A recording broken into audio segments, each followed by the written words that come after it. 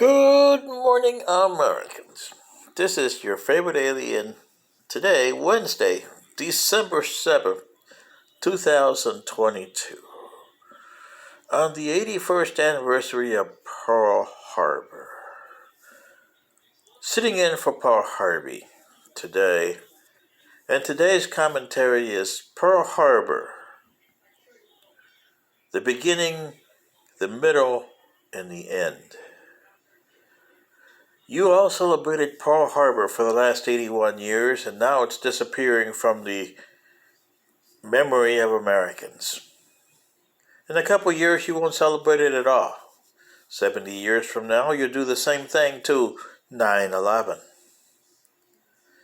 But did you ever ask yourself, why Pearl Harbor? And no, it wasn't December 7th, 1941. That was just a, symptom of Pearl Harbor. And who's responsible? Well, you and your ancestors, the British and the Europeans, are responsible for Pearl Harbor, whether you like it or not. And it's about time to take responsibility for your actions. Let me explain. 200 years ago this year, 1822, a certain company in Britain called the East India Company was having trouble with one of their biggest markets, China. Now, mind you, China was a disaster. The Mings have taken over, overthrowing the Mongols in 1368, and they formed a formidable force until one of their emperors in 1421 decided to chuck it all and look inward and forget about the rest of the world. And he did, from 1421. And by 1644, it was all over. You had the group from the north, from Manchuria, come down, called the Manchus, and overthrew the Mings. But they called their dynasty Qing. X-I-N-G. Qing. Well. And they kept the old doors closed like the predecessors, the Mings. Bad mistake. Because by 1644, Europe was starting to develop into powerhouses. You had the English powerhouse coming around. The Spanish was already entrenched in Asia, with the Philippines was part of them. The Portuguese in 1498 had taken a route to India, and the British were exerting their power. They weren't exactly British yet, they were still English until 1707. A century later, in 1744,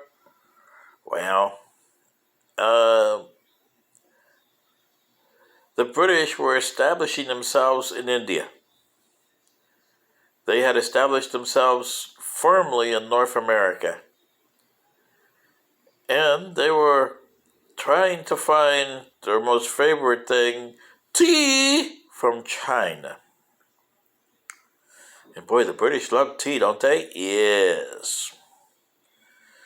Well, by the end of the Napoleon Wars in 1814,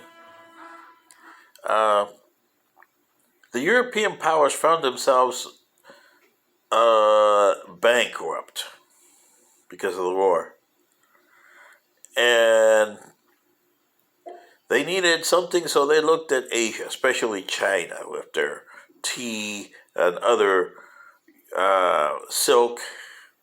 And China, they needed that too, and other resources. So the East India Company became huge. And by 1822, it controlled most of the eastern market, Asia. The Portuguese didn't like that, so they went and carved out Macau. That started them starting to piece up China for different European countries. And how does this relate to Pearl Harbor? Because the Portuguese and the British mostly started with gunboat diplomacy. Yo-ho, remember that word, gunboat diplomacy? Yeah. Well, they did that, and it started the Opium Wars. Oh boy, that was nasty, because the British found out that, hey, our silver is disappearing and China's getting the silver. And what are we getting? Nothing. They're getting the better end of this deal here. No, we can't have them having the better end of this deal. So they went over there and with gunboat diplomacy for the next 30 years, pushed China into accepting their terms. And also the English, smart as they were, the British, yeah, they had India. And what did India have? Opium. Oh yeah, and China had tea, which they needed badly. So they traded opium for tea, and the Chinese became addicted to opioid. Ooh, yeah. The Qing dynasty decided, hey, we got a problem here. And they started to fight back, but of course they didn't have the modern equipment that the Europeans did.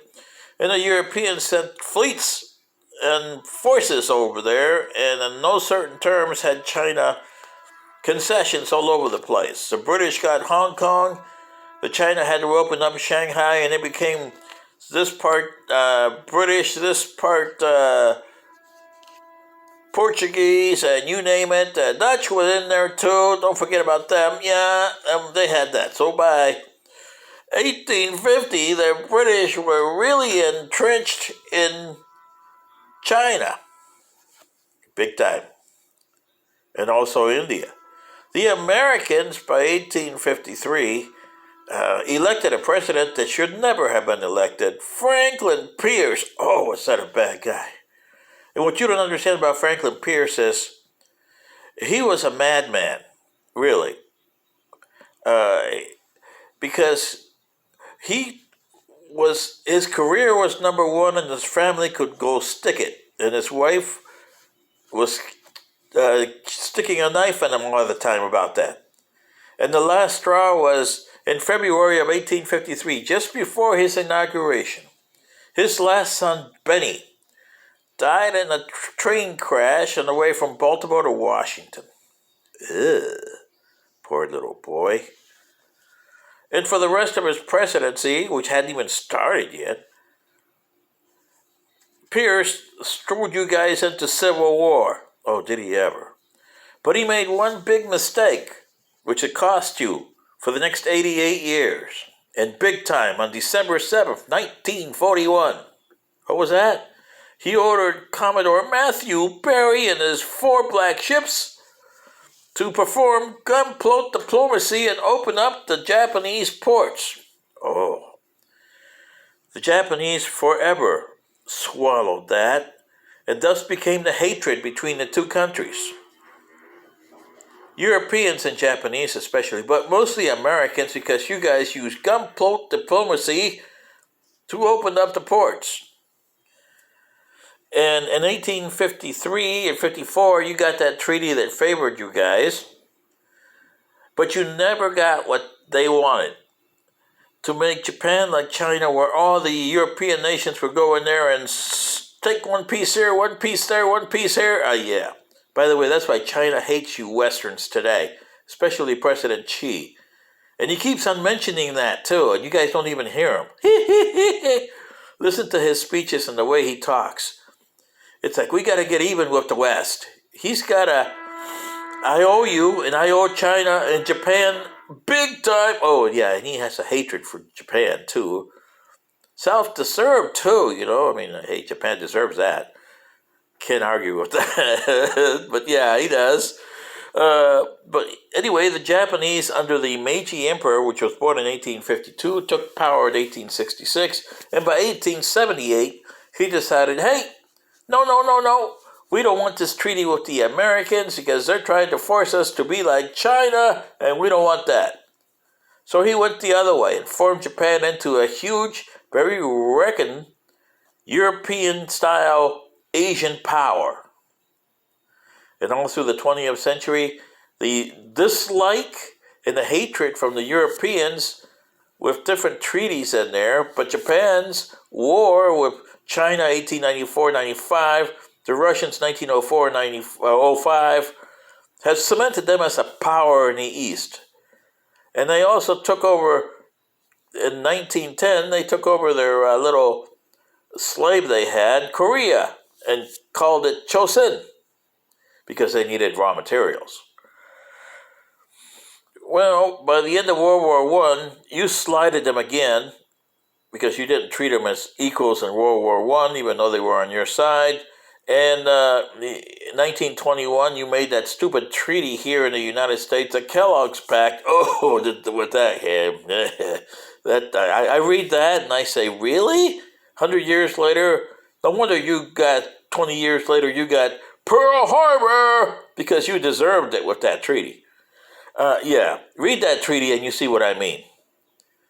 Therefore, China became militaristic because the new emperor in 1926, Hirohito, wanted to rule, not govern. So he gave the governing part to the military.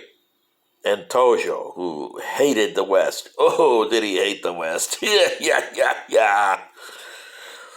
And he made Japan a very successful power.